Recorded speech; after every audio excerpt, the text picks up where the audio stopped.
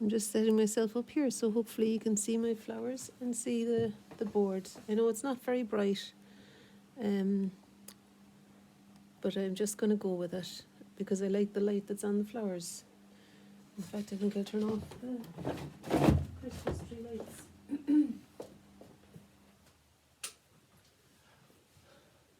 Yes, I'm wearing a hat and a dressing gown. Over my clothes, I have got clothes on. You know, I was out for a walk, that's why I've still got the hat on. I just can't bear sometimes to take the hat off. In fact, I didn't even think about it until just now. I just kept it on the whole time. Anyway, hello, hello, hello. I thought I would just do something to respond to these flowers. I set them up for myself. I had a bath earlier, and I like to have something nice to look at when I'm in the bath. So I had them sitting on the edge, and then I brought them down while I was having my lunch. And I thought, actually, I like the look of the pink flowers over the white tablecloth that's made brighter by the lamp. So what I'm going to try and do now is make a colour. I was thinking of just doing, like, this will just be the first layer, you know. And I had the idea that I might even start with just some black acrylic ink and simply sketch out the darks and lights as I see them and position things. And that maybe I could come back to it later then with a view to continuing. And I think this ink is waterproof. Oh, I don't know, where did I put my glasses? Oh, I can't read it. Yeah, I think it is permanent anyway, so when it's dry it won't, you know, because I'm concerned to keep the brightness of the colours of these lilies. I don't want there to be black seeping into them, you know. Okay, so let's see now. I'm just going to do my best to find the position of things. So it's there's a diagonal pouring out of the lily down here, and there's a leaf up here. And I'd say the vase could be maybe ever so slightly to the left of centre. You know, maybe about there. And if I had masking tape, I might use that. But I don't have masking tape, so what am I going to do instead? I'll use this. Because I want to paint a clean edge on the side of the jug that's dark. There. And there's a lovely William Morris pattern on this jug. Erin gave it to me for Christmas. Okay, so that's that. And I'm thinking now that, you know, the lily will reach over to there about. I want to be sure that I fit all the lily in. The thing that's really lovely, I think, is the way the stamen are extending out over the white tablecloth and really cutting kind of a dark shape, making dark shapes of the triangles of the tablecloth in between the petals.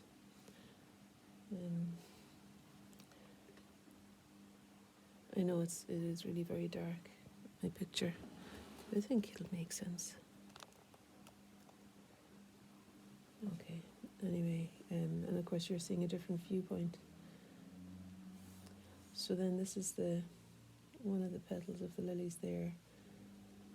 I think I'll take a photo too in case by the time I go to paint the second phase of this, the light might be different, but also that the lilies themselves might have faded. And I want to capture the lighting as it is now, really. It'd be nice to have natural light too, but it was just when I sat them down on the table beside the lamp that they kind of arrested me, you know. I just thought, oh, that's exciting. Gosh, midnight just went out and now she's wanted to come back in again. I'm going to just let her tolerate the wait now for a while. I know it's not her fault that we don't have a cat flap.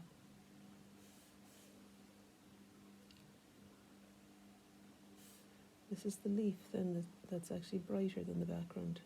So down here the petals are darker than the tablecloth, whereas up here the light falling on the leaf makes it brighter than the background, and of course the dark through the kitchen door there. That's all in shadow, and where the tree sits is dark too. Alright, I want to kind of extend across the way so that I don't get myself confused about where things are and the size of things. So I move across and see now how wide is this vase actually. Maybe about there. It's a jug, not a vase. And then there's the green, that comes across here and sweeps up. And then there's another one that's overlapping. That leaf curves over it.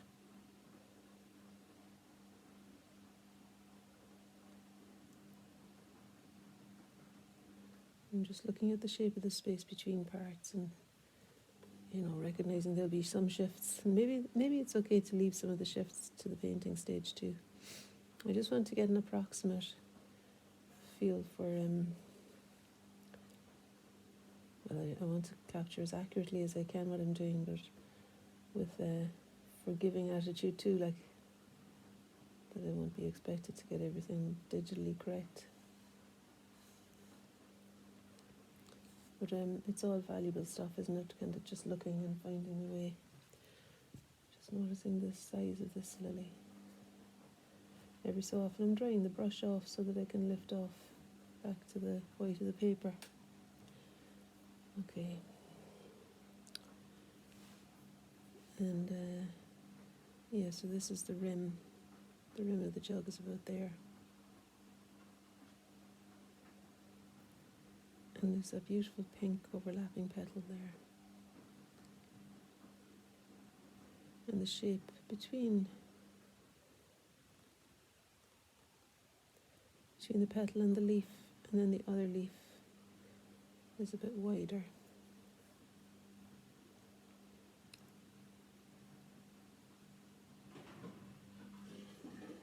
And then there's one that is up here.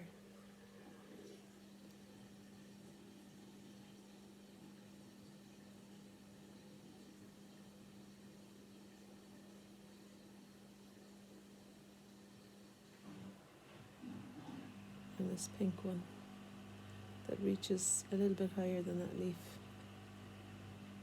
Not quite as high as this one. Not quite as high as this petal.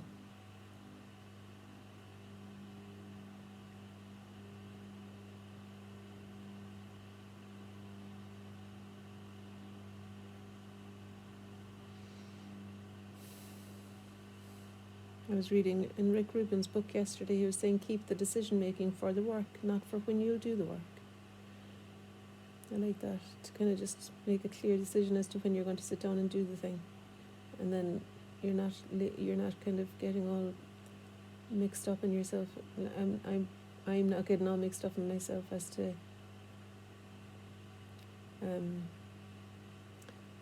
or just letting that be the focus rather than the work. It's not always easy though. You kind of have to hoodwink your mind into sitting down and doing a thing. I find that sometimes. But it would be helpful for me, I think, if I had this, I thought just starting today would be good, just making a start.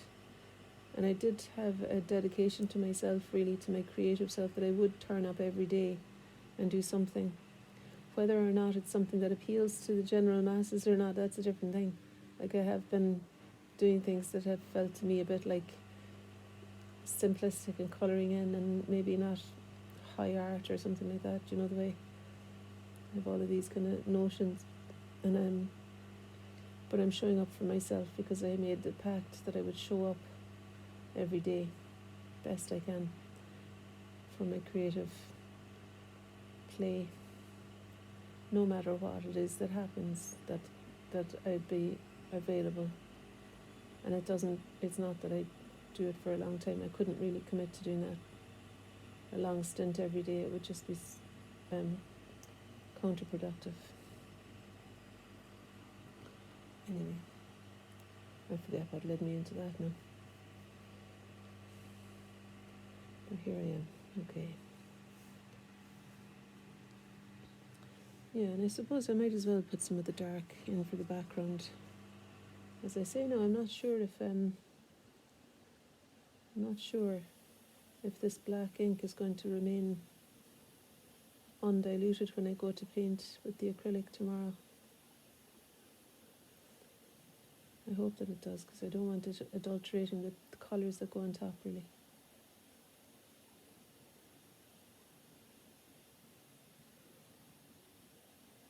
Maybe that's up a little bit higher. Yeah.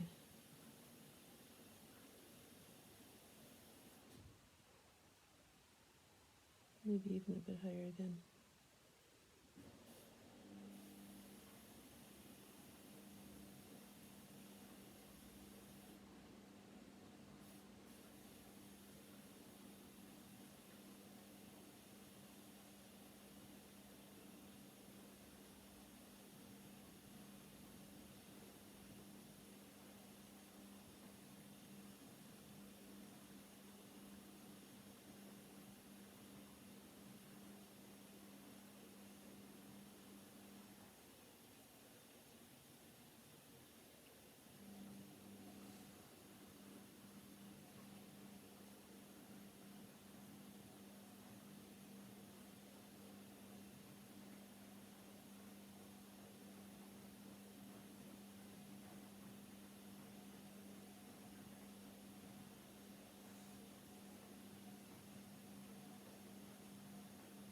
It helps me to see where the flowers would be located in relation to the vase beneath. So checking out where the side of the vase will cut through the rest of the flowers. It feels fairly accurate. Close enough, you know. There'll be slight adjustments always, which I kind of like, because I think that is the act of painting, is kind of making adjustments with every mark, feeling it's good enough for now, and making adjustments then, if need be, as you go. You must remember to take a photograph, because I like the configuration of lights and darks and the colours as they are now.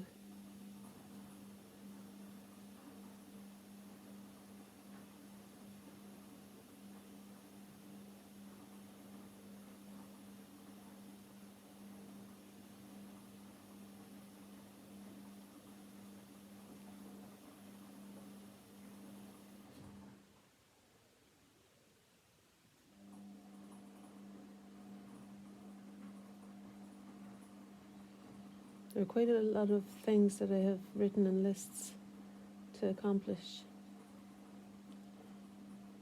and I was feeling a sense of urgency around them, and still I wanted to do this. It seemed to me like the wisest thing to do was to just stop and do my daily practice of something, and then at least that's done, and we can see what else will happen. It doesn't have to. I don't really want this to be bright, because actually that side of the vase is the very bright tablecloth. That side of the jug is the very bright tablecloth, so that'll be, oh well, I can tell you now that this ink is in fact waterproof, because it's not coming off. Good to know that anyway for future.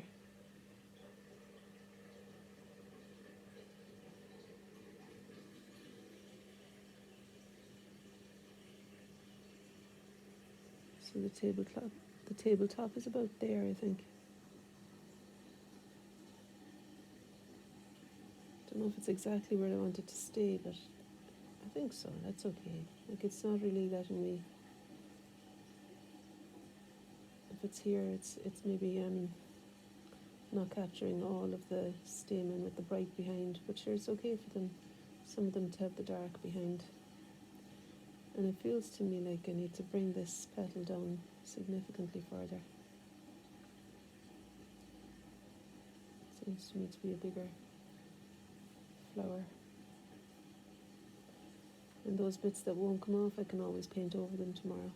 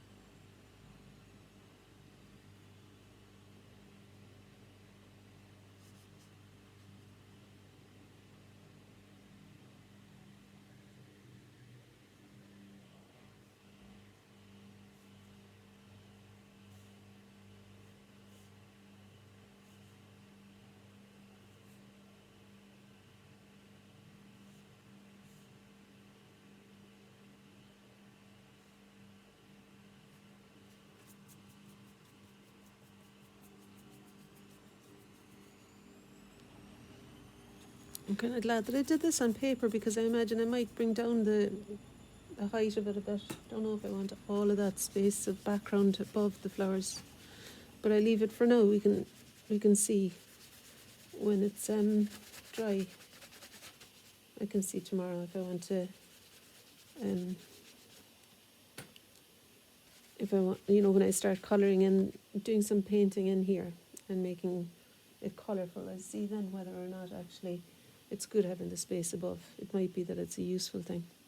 If there's a lot of colourful action down here, it might be a nice kind of contrast to that.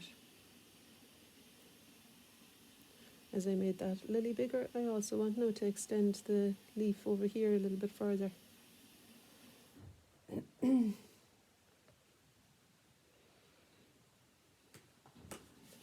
If this was acrylic, it would be coming off a lot easier than the ink. I know with acrylic paint that I can lift it off for a while before. For a while after I've put it down, But I'm not so familiar with using the ink in this way, and it seems to dry more quickly and stain the paper. So it's more of a permanent thing, which is fine. Okay. I just disturb that edge there. I want to be able to more easily see the flowers here. And there's lots of little stain. My brush isn't really the right size for explaining them, but sure, I'll give it a go anyway. I'll just use the corner of the brush to try and position the stamen on this. 1, 2, 3, 4. There's one down here. 5-ish. 6, 7. And then the one over here is more like there, I think, and then there. And then there's one here. And there's one here. And then the middle bit sticking out there. And there's one there. I know these are much darker than they will be in reality, but it helps me to position them.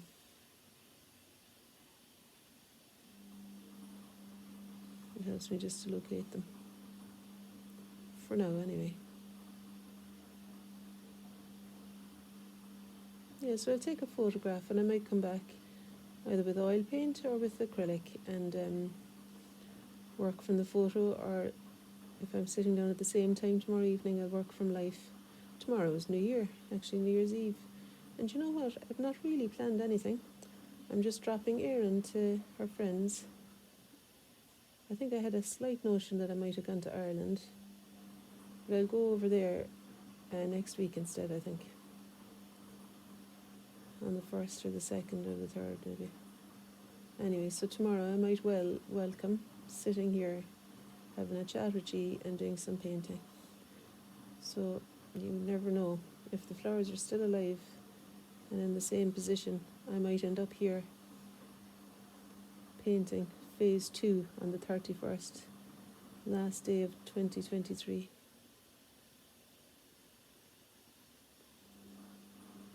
Or I might get, I might do something else. I don't know. I have a few options. Kind of like the idea of being at home, to be honest. I've just tidied up the living room a bit and created a few seating areas with my books and a couple of lamps, and that always appeals to me. Look over there, there's, can you see it, the rocking chair and the lamp there?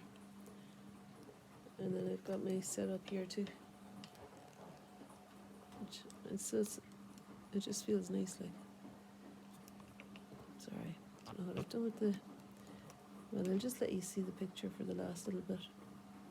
Because what I'm doing now is deepening the tone of the background so that I can more clearly see the flowers. And, still I'm not completely convinced everything is in the place it should be, but I kind of am happy enough with the position of things. There won't be major tweaks, I don't think. So, and even actually doing this allows me to see where those tweaks might be, putting in the dark spaces, the negative spaces between parts. I remember when I went to art college first, I had a week in the summer. I did a pre-foundation course during the summer, and we were to paint a model by only looking at the negative spaces. And it was a really good exercise. So whenever I paint negative spaces, I remember that. I remember the kind of hopefulness that I would get into college, and doing that week-long pre-foundation kind of course was one of my mum's ideas, I think, that I would have a more of a chance of getting in, if I had already done something in the college.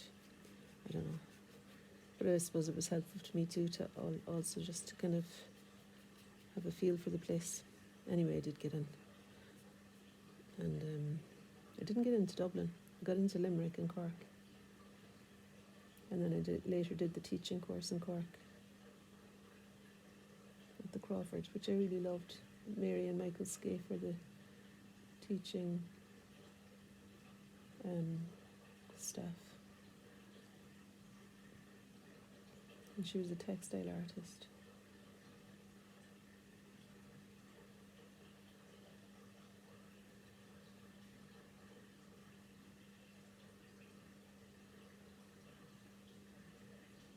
I was in UCC as well, the university, doing the philosophy of education and psychology of education, all of that carry on, which I really loved too. I love that kind of element of written, like studying,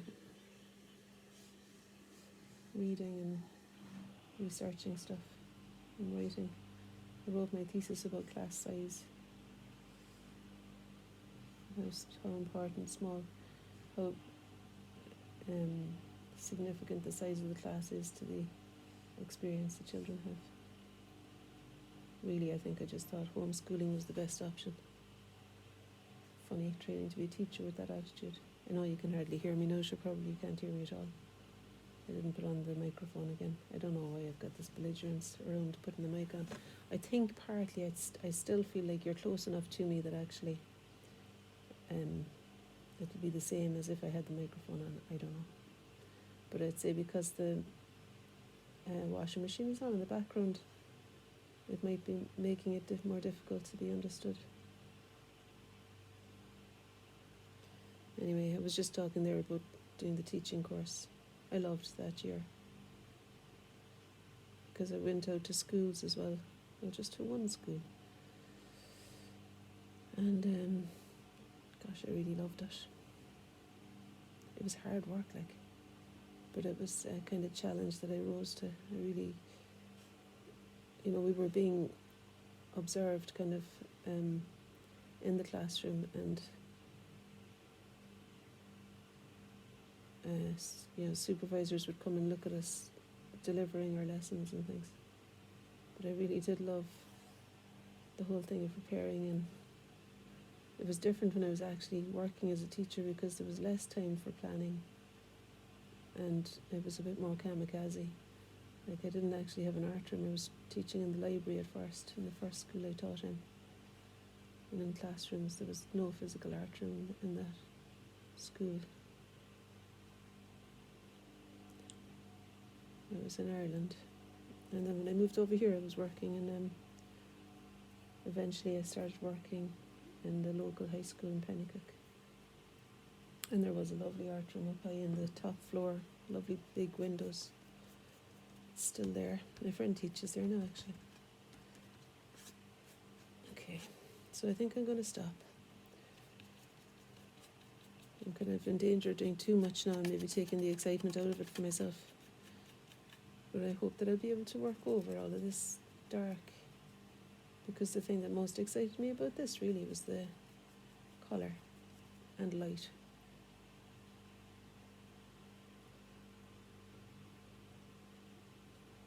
Yeah, the colour and the light.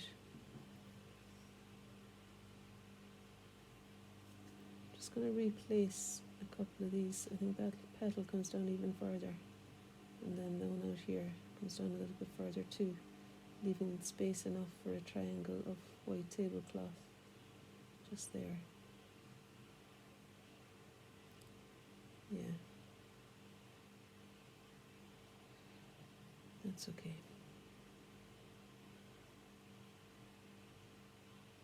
Alright. So I think I'll just, do you know, sometimes you kind of get a pang of, I don't know, do you ever feel this, a kind of a slight pang of loneliness or something? Like I was thinking to myself, oh yeah, I'll sit and have a cup of tea and my books and read some books. And I thought, oh, I had this kind of sensation that I should be with somebody. But the girls will be back shortly, and I had a walk with my friend earlier. So it's just one of these, maybe it's just one of those existential, is that the word? Kind of sensations of, it might be to do with the time of year as well, and that kind of, I don't know. And maybe knowing that I'm going over to family in Cork, and I haven't booked it yet, like, maybe I need to go ahead and book that, and that kind of the knowledge of that will allow me to enjoy my quiet times too, knowing that there's raucous times ahead. And there always is some sort of thing going on. But isn't it interesting how there's a kind of a sense in the body, like, of a little pang. Anyway, I'm okay. Yeah, I'm happy enough with that. No, I feel like that's kind of what I wanted to do, was just make a start on something. And that is a start. And those are the flowers I was looking at there.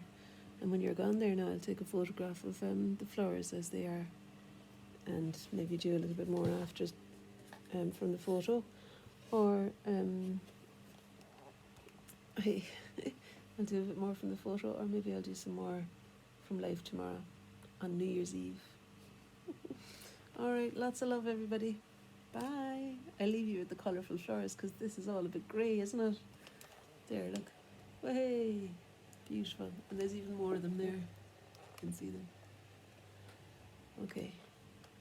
Right, lots of love. Bye.